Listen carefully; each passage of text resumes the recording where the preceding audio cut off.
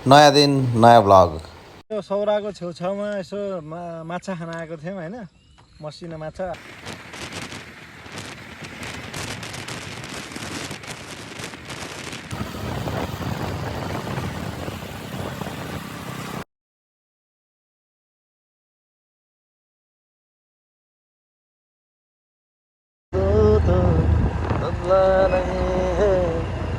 मौसम बडा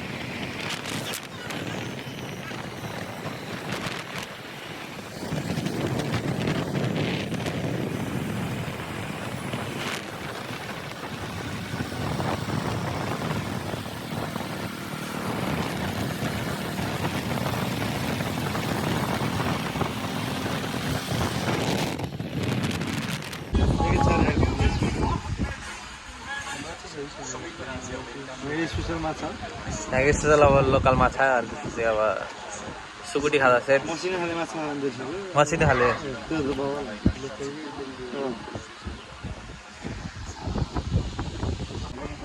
ल गाइजहरू स्पेसल खाँदा चाहिँ आयो है हाम्रो।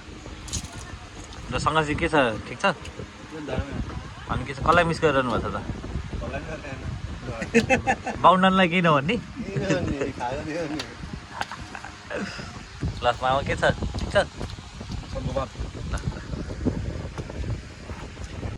ल यो हाम्रो अब यो घोडाहरू नि है, झिँगे माछा गौँडाहरूको एकदम आइसकेको छ। सबजना अट्याकान रेडी भइसकेको छ सबजना। के छ, मिठो छ यो झिँगे माछा? दामी दामी छ। ल ओके गाइज, यस्तो खाना मन छ भने कहाँ आउने रे भन्नु त? अहिले तपाईँले नाम पढ्नु भएको थियो नि। बेलो टाढी हो कि के अरे?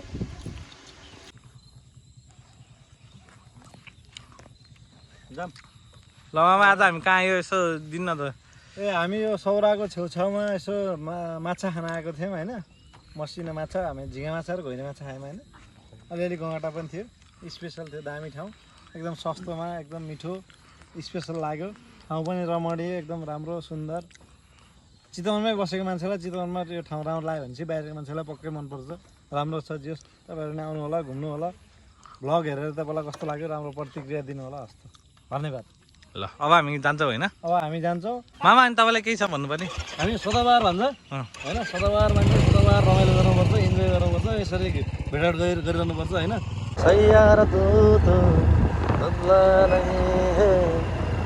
मौसम बडा के रे के छ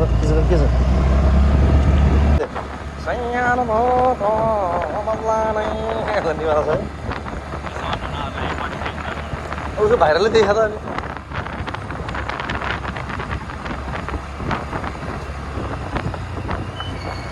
केही यसो दुई चार शब्द बोल्दै हिँड्नु नि त, ब्लगरको टाइपको।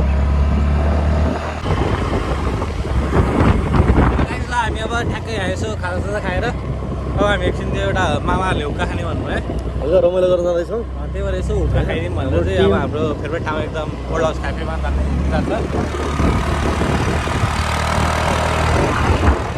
दुईवटा भन्जालाई बोकेर दुईवटा मामा द्रुत गतिमा स्कटिङ गरेर होइन जाँदैछौँ दसैँ आइसकेको छ दसैँ स्पेसल हाम्रो सधैँ स्पेसलै हुन्छ अझ पनि दसैँ नजिकै गर्दाखेरि अझ दसैँ अझ भाइब हुने गरी रमाइलो गर्न जाँदैछौँ गाइस अनि त्यसपछि हामी चाहिँ दसैँ पछि चाहिँ ठ्याक्कै हामी उता गइरहेको छौँ है फेरि कहाँ गइरहेको हामी हामी दसैँ पछि कोरी ट्रेकिङ गइरहेको हो कोरी जाने प्लान हो है गाइस कोही जान इच्छुक हुनुहुन्छ हामीसित मस्ती गर्न भने हामीलाई खबर गर्नु होला ओके हाम्रो साथीहरू अगाडि छन् है एकछिनमा भेटौँला है त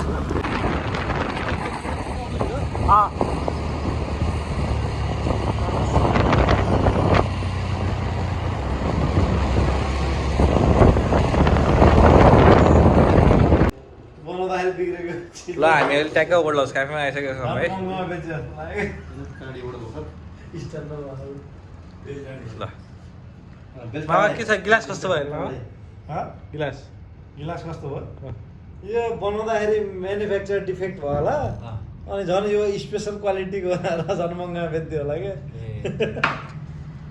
कम्पनीको म्यानुफ्याक्चर डिफेक्ट हो तर उनीहरू चाहिँ यसलाई आइडिया लगाएर यो खतरा डिजाइन गरेर रहेछ नि त